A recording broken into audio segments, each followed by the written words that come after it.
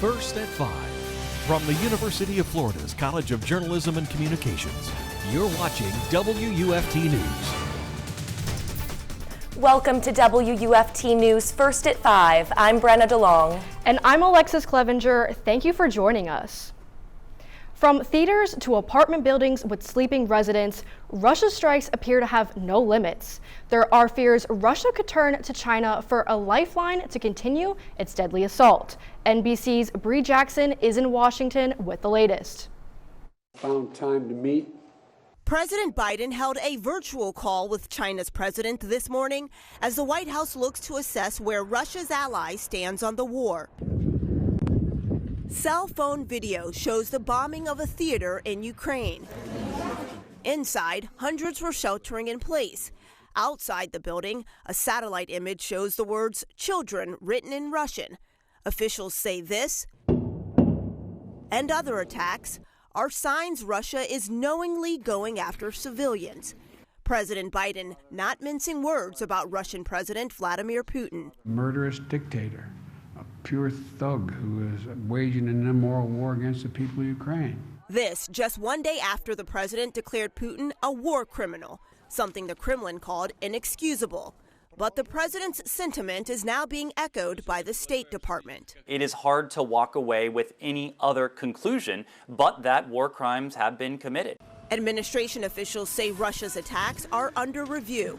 In the meantime, there's a push to provide killer drones and other weapons to Ukraine. We're doing this because we have to be ready to defend Europe, to defend our interests, to defend NATO. With its convoy stalled and Putin's back against the wall, there are growing concerns that China may give Russia military aid. The U.S. warns doing so would come with consequences. In Washington, Bree Jackson, NBC News. With tensions between Russia and Ukraine escalating, students from the University of Florida have united to stand for their families suffering back home. WUFT's Arlettt Villalona tells us more about the measures Ukrainian students are taking from afar. Stand with Ukraine. Stand with Ukraine. Roxalana Makituk wakes up every morning unsure if her family in Ukraine will answer her texts. It's nothing but pain, and I don't know, it's just a very dark period of my life and all the Ukrainians who I know here. And she is not alone. Anna Maltsaeva shares these same fears, especially after the war struck a little too close to home. In my house where I was born, there's close to the house 3 bomb fell, and the whole windows in the house just blew off, and it doesn't have any windows, and it's quite cold right now there. Since the war started, they've been sleeping in a basement. Maltsaeva is in the States with a political asylum and has not seen her family in 5 years. For both women, it is difficult to see their families struggling to access basic needs like electricity and food. Basically, each and every message that she sends me starts with, "It's cold." Today she texted me that she was not able to buy milk or to get any food because they don't let them go outside and stay in lines.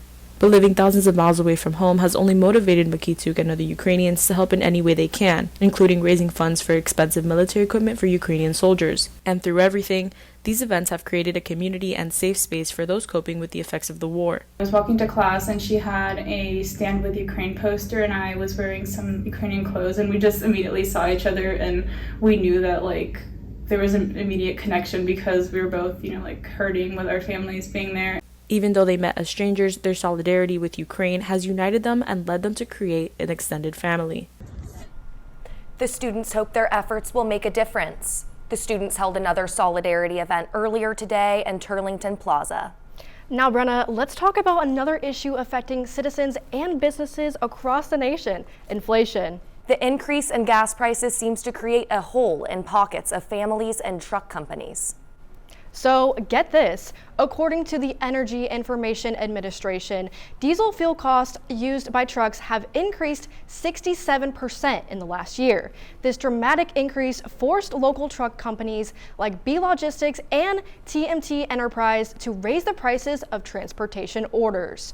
Owner of B Logistics and TMT Enterprise, Maya Scott, says before, a tank for her truck was filled for $700, and now she's paying $1,200 per tank. trucks move everything. So if trucks are having to pay more in gas, pretty soon consumers are going to have to pay more for the merchandise in the store, because the shippers are going to have to pay more to have the merchandise move. So consumers, it's going to fall back on consumers shopping. Scott says even though she is paying more for gas, her customers want her to raise her prices. She says a temporary solution is to not carry as much weight on the trucks and to drive fewer miles. Bus shortages, another problem in many counties across the nation. That's the case in Gainesville, but relief is on the way. And it's coming in the form of $10.6 million federal dollars. It's an effort to improve the city's public transit system. $6.6 million will go to the purchase of 12 new buses to replace the older ones in the RTS fleet. The rest of the money will go to the construction of a new transfer station, connecting the west part of the city with the rest of Gainesville. We will be using the grant funds to purchase 12 new buses. These will replace 12 of our older buses. And, buses age just like our personal vehicles do. And in general, the length of service is about 12 years or 500,000 miles. According to Gainesville's Public Information Officer, Rosanna Pasanidi, the city applied for the funds and sent a plan for how it would use the money. The resources are being distributed by the Federal Transit Administration. It comes from the bipartisan infrastructure bill that the Senate passed in August. So far in Florida, Gainesville and Pinellas County received money to improve their public transportation system. It was warm and sunny here in Gainesville today, but there is an active weather across the southeast. Let's check in with UF forecaster Zoey Robinson for the latest. Yep, so we're having gorgeous weather here at home. Can't complain. Blue skies, a few clouds out to our west. Temperatures sitting in the mid to upper 80s this afternoon. Bit breezy outside with winds from the south, but as we mentioned earlier, we've seen quite active weather mainly towards the west part of Florida along the Panhandle and other parts of the southeast in Georgia and Alabama. Notice heavy swaths headed towards Tallahassee at the moment, but staying dry closer to here at home. All of this weather is prompting a severe risk through today and through 7 a.m. tomorrow morning. The Panhandle in a slight risk, that is a level 2 out of 5. Lake City is in a marginal risk. This threat will continue onwards as we head throughout the night. Radar for the rest of the evening. Notice staying dry down south, but north of I-10 is where the majority of that weather will be. I'll have more on the forecast coming up later. Back to you. Pharmaceutical rivalry continues between Moderna and Pfizer. Find out which one is ahead of the game. Netflix users are not adding too many things to their list right now. We'll tell you about the company's moves in Latin America.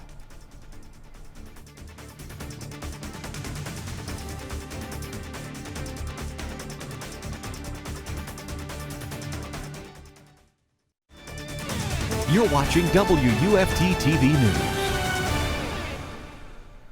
A suspect is in custody after 4 people were shot inside a bus in Fort Lauderdale. 2 of them are dead. In an effort to turn in the gunman, the bus driver crashed in front of the police station, injuring 3 others. 2 of the victims are still in the hospital. Police say the gunman walked off the bus and surrendered in the parking lot. The suspect was identified as Jamal Myers. Police continue to investigate the motive behind the shooting. Moderna seeks authorization for its 4th dose of the COVID-19 vaccine. The company submitted a request to the FDA to allow an additional booster shot for adults above the age of 18 on Thursday. The request is based on recent data from Israel that shows decreased vaccine efficacy to the Omicron variant. Currently, 2 doses of the Moderna vaccine and a booster shot are recommended. Netflix knows you shared your password and now plans to start charging for it. Netflix will be testing the change in 3 countries, Chile, Costa Rica, and Peru. Under this measure, users who don't pay will be able to transfer their profiles to their own accounts, keeping their settings like My List, watching history, and Netflix suggestions. It was a messy day in the Panhandle as far as weather goes. I'm wondering, will the weather get better? Yeah, Saturday not looking like the best day. We're still under a severe risk, mainly north of I-10. I'll have more on the forecast, though, coming up after the break.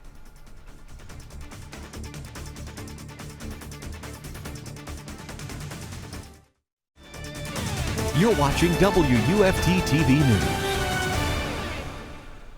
Happy Friday and thanks for tuning in with us. We've had great weather here at home, gorgeous blue skies, very few clouds only out to our west. Temperatures sitting in the mid 80s as of right now. Slight gusts outside but can't complain. Over to our west though, not as favorable weather. There's a frontal boundary along the system and that's bringing widespread rainfall into Tallahassee and other parts of the Panhandle, and that's prompting a severe weather risk all across the Panhandle and into parts of north central Florida.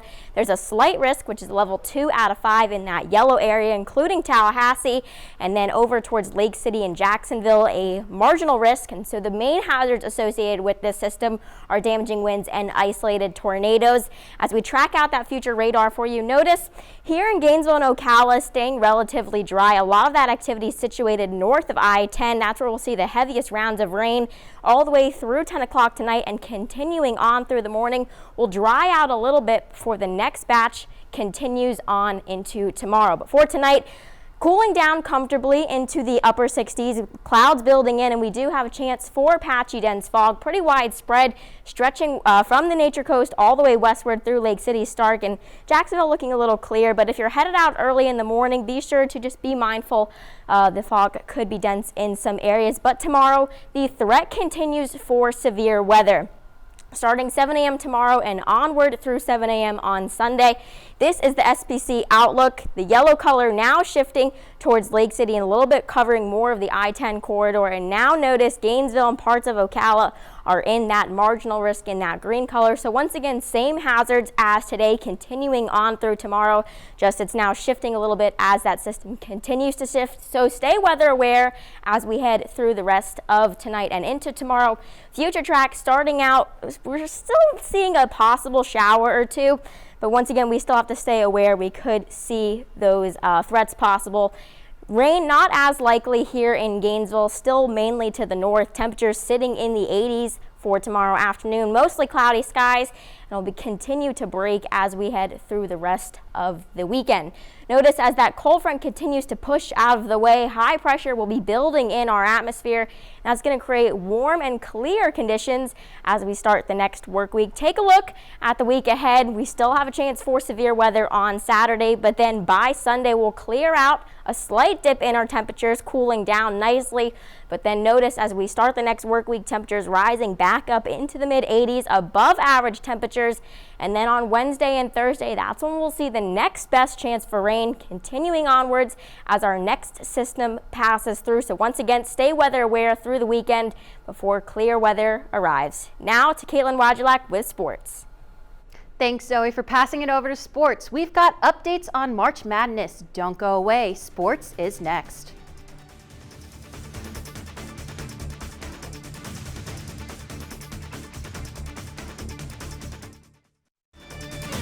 You're watching WUFT-TV News.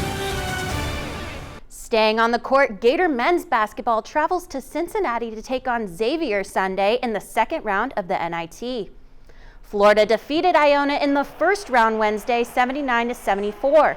Forward Colin Castleton and guard Flanders Fleming Jr. led the Gators with 18 points each in the game. Interim head coach Al Pinkin said this team has gone through a lot this season and have been unbelievable.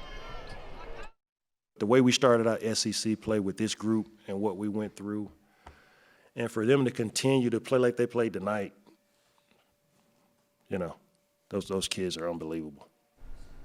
Sunday's tip-off is set for 1 p.m. Over in Gator gymnastics, Florida heads to Birmingham, Alabama for the SEC championship meet.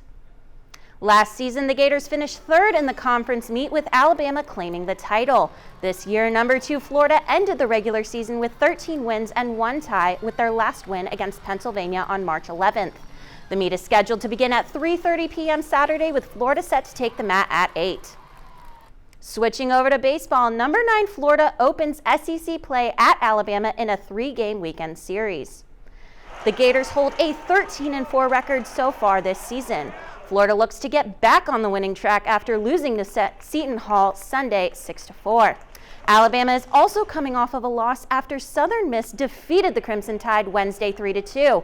Florida's Hunter Barco will match up against Alabama's Garrett McMillan in tonight's game. First pitch is at 7. SEC action continues tonight for number 5 Gators softball with a road trip up to Texas A&M. Florida enters the 3-game series with a 2-1 series win over Mississippi State. The Gators currently sit with a 23-2 overall record and are 2-1 in conference play. Texas A&M is still on the hunt for their first SEC win with a 16-8 record overall. First pitch for tonight's game is at 6. Thank you, Kaitlyn. And now, as we are headed into the weekend, let's see what movies will keep us busy. It's time for another dose of entertainment news. I am Ariana Psarakos, and I'm here to fill you in on the new Pixar movie, Turning Red, and get you ready for the 2022 Met Gala. A new Pixar movie is making waves by bringing overlooked culture and topics into the spotlight. The film, Turning Red, takes place in Toronto, Canada, and was released last Friday. This is gonna be the best year ever! It has since become the most watched film premiere on Disney+. Grey's Anatomy actor Sandra Oh voices Ming Lee, the mother of Mei-Lin Lee, while Rosalie Cheng is voicing the early teen character Mei-Lin. Turning Red is unique because it highlights Asian Canadian culture. The movie also includes feminine hygiene products, something rarely talked about in children's shows. Turning Red is available in theaters and on Disney+.